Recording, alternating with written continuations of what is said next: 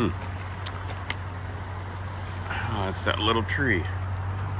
Well, constant maintenance. What's up, y'all? I'm Dusty. This is Foxholler Homestead. And had a small tree fall down last night. We had a little bit of a windstorm. But how did we get out here? And how did we get that big RV up here? What was the purpose of all that? I probably didn't explain really well in that video, but we're going to go over it today. So before I start, please make sure to hit that thumbs up, and let's get this little tree out of the way.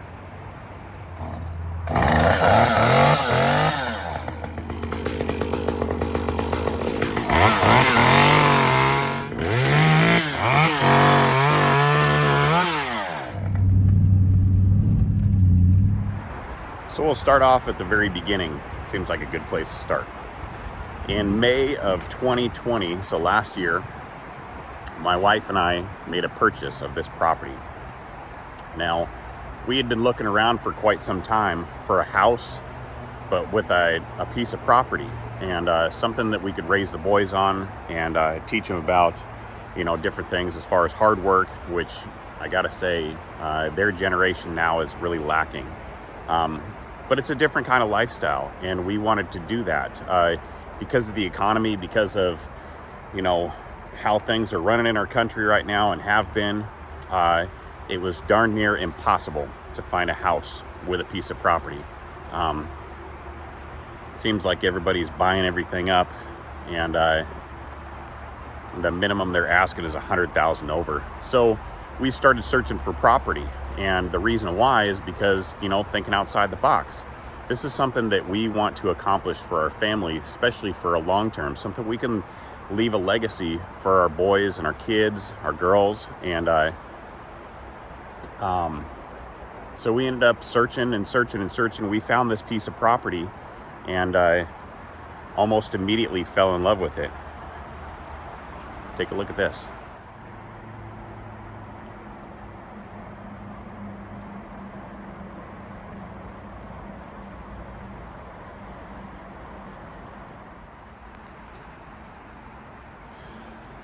So again, as of May 2020, last year, we purchased this property. Now, granted, from the very beginning, this was a piece of property that did have an old road on it, and what we found out was it was an old logging road. That logging road had not been serviced since probably the 40s or 50s. Now, it was actually put in quite a few years before that. But again, it had not been maintained. I couldn't even get my truck up here. This was a piece of property that we purchased without even being able to drive up here. It was all walking. And over the next couple months after we purchased the property, we got that little cabin up there. But that didn't come immediately. There was a big giant rock, and if you go back to the beginning of our videos, there is a giant granite boulder. That giant granite boulder, I spent probably 3 months drilling and using a dex pan to expand and crack that piece of stone, that giant boulder, and get pieces off of it. I probably pulled about 5 feet off so that I could get my truck up here, and I would finally get past it, break off pieces that took days at a time, and I would drag these pieces up the driveway. And I brought back to life that driveway as much as I possibly could, and that was so I could start working on stuff. Now, our idea was that we are going to come up here and I would do as much work as possible and get to the point where we can start submitting our permits for clearing and grading. We figured out where we want to put the house, where we want to extend the driveway out to. But when I finally did get that cabin up here, that was something that, it was a complete shell, and we've gone through all that through all of our videos as well. And that was a long process just to get that ready so that we could stay in it. And it's only 200 square foot. There's no electricity.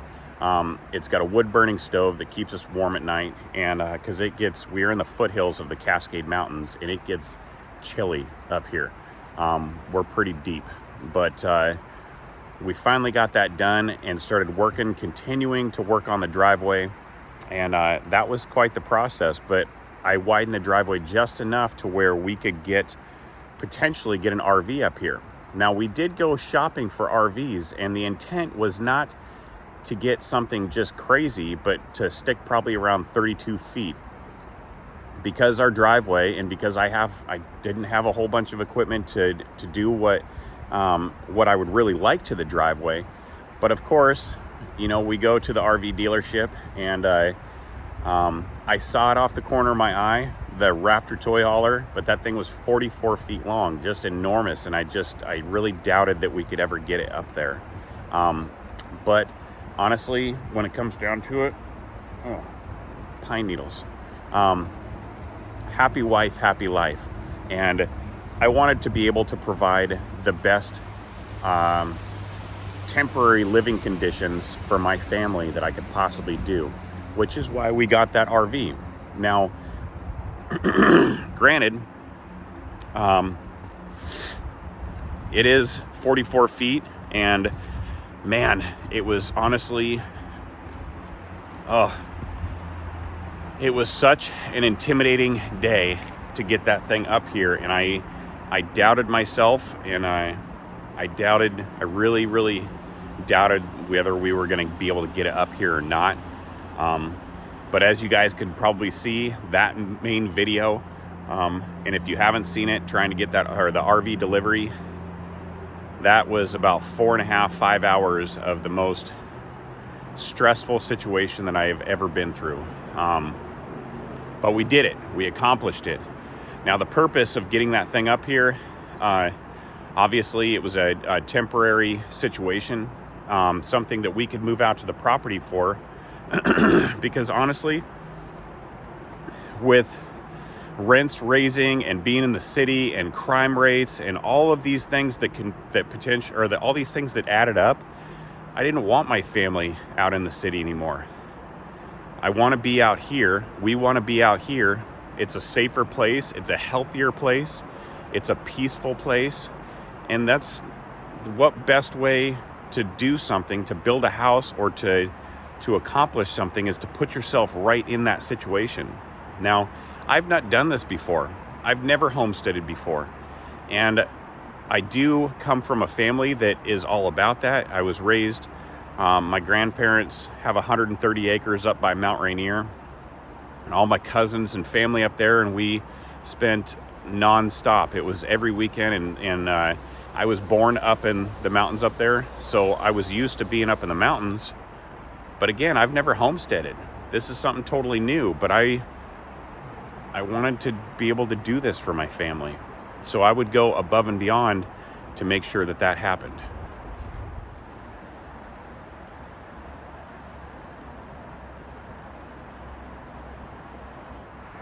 So now that we're up here, the struggles are real. Again, we're in Washington State, and specifically King County. And I had heard kind of horror stories, but it seems, I always look at it like it's so easy for people to talk about the horror stories rather than the positives. And I know that I can fall into that as well, but I really, really tried not to listen. Now, I took in consideration what people were saying as far as King County and how hard it is to build. But I didn't realize it until I started going through it myself. And what I've noticed, and a lot of people may not like this, and if you do, or if you don't like it, good luck to you. Many blessings to you and your family. But I need to be real honest. Our state is a very, very blue state. Now, I am not. I'm not. And I have tolerance for each and every person out there, and I respect other people's opinion, but I would expect the same. I don't force my opinions on others, and I don't like it being forced on me. Seattle, or King County for that matter, is ran by a bunch of bureaucratic, liberal individuals, to say it nicely. Now, you would think in a situation like this where they always talk about, we're trying to help the middle class and the lower class, and instead of the big giant corporations, and we're totally against that, this and whatever. not to be on a rant, but I have never had to work so hard to get so in such a short distance, and I'm still struggling. I mean, it's a struggle to be out here. It's a struggle to try and accomplish this for our family, because it seems like every time I turn my head, somebody in their office wants to turn around and say, oh, that's $1,000, and they give me no information and they direct me over to this person. Just laziness, complete laziness, especially after COVID. It's not easy to do what we're doing. But sorry about that. But that's how I feel. And one of the things that I've recognized is that this is making me stronger. It's very, very difficult, but it's making me stronger. And I'm going to keep on pushing. I'm not going to let anybody take this away from me and my family. I'm going to be able to provide the best life that I can for my wife and my kids that I possibly can. And so we keep on pushing, right? Let's go over the build site. Now this trail we're walking on is actually the back way. Regina and I, the kids, weeks before we bought this property, months before, oh man, we were out here every weekend just walking around, just exploring and seeing just how beautiful it is out here. And this is something that I still, to this day, whenever I'm stressed, I come out here and this calms me. It reminds me of when I was a kid out in the woods. Nobody can hurt me. Nobody can tell me what to do. I can clear my thoughts, regain my direction. So, this is right here is our future build site. This is where I'm going to build the house that we dreamed of for my family. All through here, we're going to open up about 2 acres all the way over, build a beautiful house. Now, along this ridge line, you can't really see, but it goes all the way right here. It drops down 42 feet. It's a 42-foot elevation drop. And at the bottom of that, it's all flat. And there's an additional 2 acres down there. This 2 acres is what we're gonna use for our garden. We're growing avocado trees, apple trees, and weeping willow trees. And got all these trees started because, as far as avocados, oh, I love avocados. Tell me you don't love avocados. But it takes, I think it's about full 8 years before you can harvest, the first harvest. But I have to think back to like my grandpa on the 130 acres. My grandpa ran a Christmas tree farm, I think on like 20, maybe something like that. And for him, that was a long-term investment. So this is our long-term investment. It could be probably 8 years from now where I'm like, man, I wish I would have done that. When at that time, if I'd just done it now, by that time, we'd be having avocados. We could eat them all day, every day.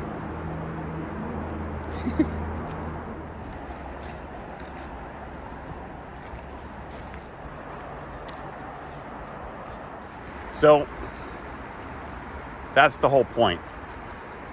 That was the point for us getting that giant behemoth of a 44-foot Raptor toy hauler up to the top of where it now sits. I did build an RV pad.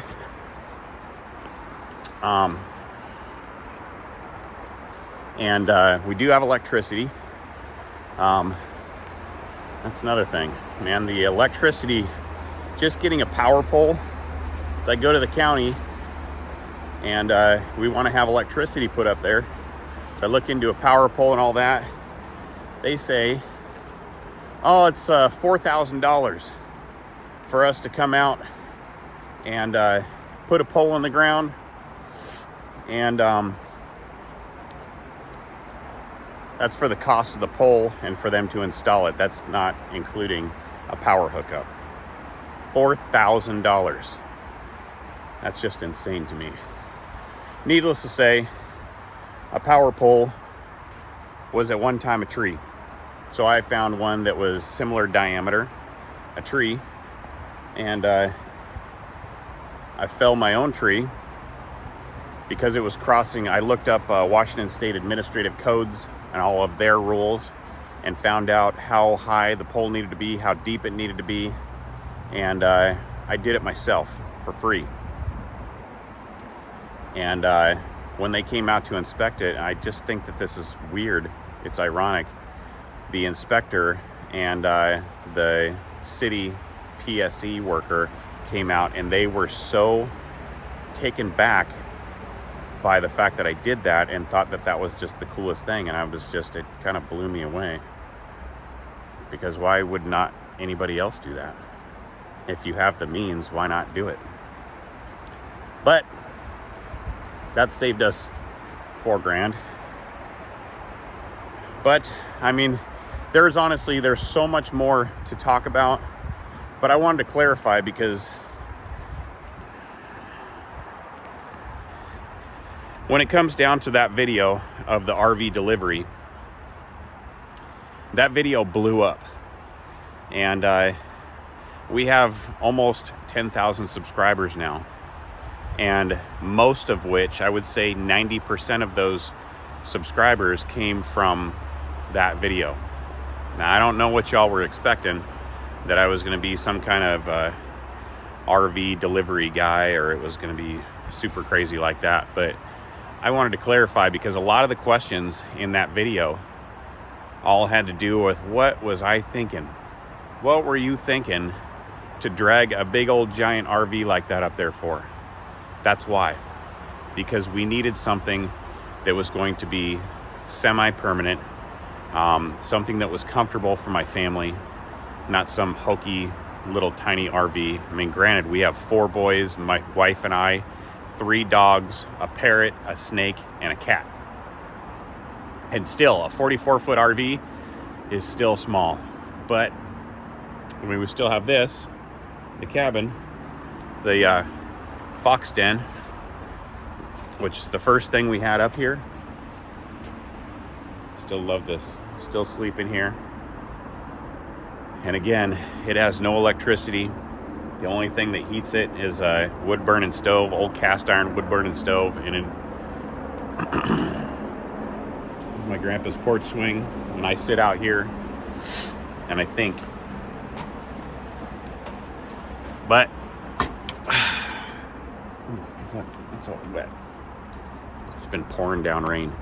The winter season is here. But that's why we did it.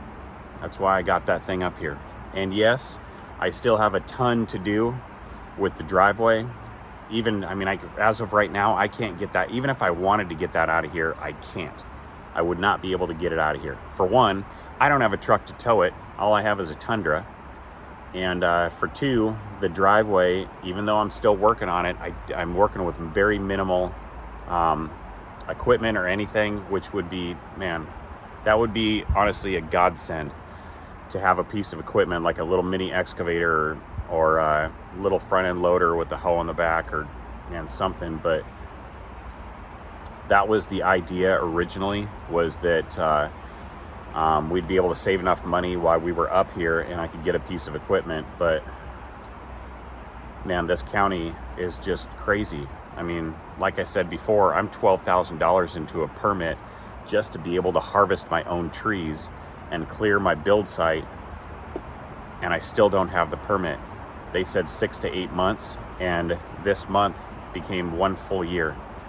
And the wetland biologist study and the wildlife study. They just told me that I need to pay credits for wetland mitigation or whatever, and it's like 5,000 some square feet that I need to pay for, just because I'm close or I'm encroaching on the buffer of a wetland. And it's between $1 to $7 a square foot. I'm just amazed. The same people that say that they're there to help the common man and woman are the same people that are gorging us and making it virtually as hard as they could possibly make it. It's very eye-opening, very, very eye-opening. But I will continue on. I'm a survivor, and my family deserves this. And I'm not letting anybody stop me. Not going to happen. I will not be defeated. But I'm going to end this for now, and I got nothing but love and blessings for all of you and all of your families. You know, we've been able to meet so many cool people on here that have become, anytime someone joins or subscribes, they instantly become part of the Fox family. And we met people all across the United States. So just the most amazing people. And I've had conversations with people that over email, and that they consistently, and nothing but love for all of the men and women. I'm not going to put any names out there, but the individuals that are consistently supporting us and consistently sending messages and texting me and emailing and constantly commenting. Y'all are the ones that keep me the strongest. Really. I cannot tell you I can't tell you how thankful I am for that. I've met individuals from Australia and Norway and Sweden and Germany and Korea, and all y'all are just amazing. And you're on your own adventures, but I thank you for spending time with us along this journey. And again, I send nothing but love and blessings to each one of you and your families, and I mean that with everything that I have. I really do. I hope this made a lot of sense. If you have any questions, please leave the comment, and I'd be more than willing. I will always, that RV delivery video has like hundreds of thousands of comments, and I have tried to answer every single one of them. Love y'all. I'm Dusty. This is Fox Holler Homestead. We'll see you soon. Thank you. Bye-bye.